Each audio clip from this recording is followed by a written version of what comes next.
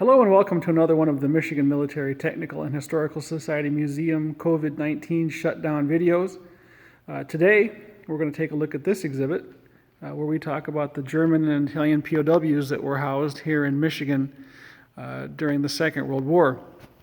Between 6,000 and 8,000 German and Italian POWs were housed in Michigan during the war. The regional camp was Camp Sheridan, Illinois. So the POWs would go from Camp Sheridan, Illinois to Fort Custer or Camp Custer, depending on what part of the war you're at, Michigan, and then they would be sent out to various places around the state as they were needed. I'll take a look here. We have the map. So we have the POW camps that we've identified are the ones with the P next to them. You can see that they're sprinkled all around the state. Here's the ones that we know of. We have 32 that were identified. A lot of them were I'll give you a better view of that, I guess. A lot of them were old CCC camps that have been repurposed. So, under the Geneva Convention, POWs cannot be used for war work or war efforts. So, but they couldn't be used for agricultural things and jobs like that. So, a lot of POWs were put to work farming, and they might be doing up in the Upper Peninsula. They were definitely doing some wood pulp and road improvements and things like that. And I'm sure they were picking apples and picking cherries and doing farming. They may have even been involved in some of the soft coal operations up in the Thumb. Just generally, agricultural support. A lot of these camps, most of these camps were not permanent. They'd be sent to these camps as they were needed and then most likely returned back to Custer. Some camps were more permanent. There's a great book by Professor Sumner. He talks about the POWs in Michigan during the war. So I would, while you're at home, go on Amazon, order yourself up one of Professor Sumner's books and read up about this. There are a number of POWs that are buried at the Camp Custer Cemetery. Most of these were actually killed in a single incident where a truck that was carrying a load of POWs from an off-site work location was struck by a train. And that's where a good percentage of these comes from. But there were some that died in captivity and are buried at Fort Custer. They do have a ceremony there, I believe on the German version of Veterans Day each year, where they go, and actually the German consulate, I believe, goes there and does a ceremony for these fallen soldiers. Some images that we have of German POWs. A lot of the German POWs that were here were either a part of the Africa Corps or were the POWs that were captured immediately after the D-Day landings. That was the two big batches of them. We had a number of escape attempts that were done in Michigan. None were successful. Probably the most interesting one is the July 44 Gottfried Heubel and Eric Klassen incident, where they were assisted by two local girls, Kitty Case and Shirley Druce, ages 19 and 20, who kind of thought it'd be fun to go off into the woods with these Germans. They were recaptured, and unfortunately, it really did kind of ruin the lives of these two young ladies, because they were both found guilty of conspiracy, and it followed them throughout their lives. There's a interesting internet site that talks about the whole story. Unfortunately, I don't remember what it is, but if you Google it, it comes up, and it's an interesting read. How it really kind of affected them. We have. These are copies, but we have actual letters from POWs back and forth that are stored in the museum archive. We have some scanned and translated here. And then they were also featured in some of the local magazines.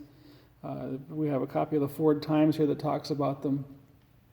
Another interesting piece is the Italians. So as most of you might be aware, the Italians surrender in 1943, and then November of 1943, and then they essentially switch sides. The Italian government in exile turns around and declares war on Germany. So the Italians that are here technically cease to be POWs, but you can't return them to Italy because the war is still going on, and there's issues there, and you don't want the hardcore fascists to run north and rejoin the Germans, and you don't want to add to the food problems and things like that. So the Italians were kind of given an interesting option. The Italian ISUs were created, and the Italians had the option to join an ISU, and if they refused to join an ISU, they were sent off to a POW camp. They were essentially labeled as fascists and sent off to POW camps in some inhospitable places. So I guess 15,000 refused to volunteer, and I believe a bulk of them went to a camp somewhere in Texas that my understanding was not particularly pleasant. But the rest of them, they were then allowed to sew this insignia onto their uniform. That's the sleeve insignia and the hat insignia. And because they were no longer POWs, they were allowed to engage in war work. So they were used. There was an ISU down at Fort Wayne at the Quartermaster Depot, and this particular photograph is an ISU that was here at the State Fairgrounds. And then, and they also had a certain range of activity. Here's a permission slip for a picnic that was being held in Warren. So, the ISU is an interesting story. There's a really, really good film called Prisoners in Paradise that we showed here a few years ago about the Italian prisoners. And it's astounding how many of them met local girls and ended up, going back to Italy, getting married, and then returning here to the States. There's a big Italian enclave near the museum. So we were surprised at how many people came to the museum that actually had a direct tie to an Italian POW. In particular, one of the people was captivated by this photograph. Apparently her mother had this photograph on the mantle, and she said it's because I believe it was the third or fourth guy in the second row was actually the lady's father. So there's definitely a ripple effect to this story, and it's kind of cool for local history. Over here we have some examples of POW, because the POWs, you don't have a lot to do. Hey, it kind of reminds you of the COVID-19 thing, where everybody's you're trapped in a specific location and you're not allowed to go anywhere. So there's a lot of POWs resorted to art. We have 3 examples here. Unfortunately, we don't know what camps they're from. These all came off of the lovely eBay. We have this really cool wood carving that is marked on the back, from an Italian souvenir from an Italian POW or prisoner of war. These 2 pieces of art or sketches came rolled in the same tube, and we have the tube in the collection.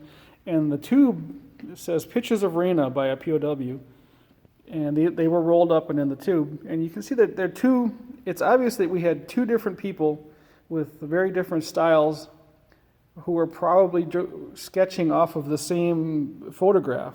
So this young lady probably gave a picture of herself to POWs, and they used it as inspiration and created these 2 pieces of art, which they then gave to her, and she rolled it up in a tube and wrote what it was, and 70 years later it ended up on eBay, and now we have it. So you can take inspiration from our POWs and go out and make some art. So until this is over, we'll see you all soon. Stay safe, stay healthy, and come check this out when the museum reopens.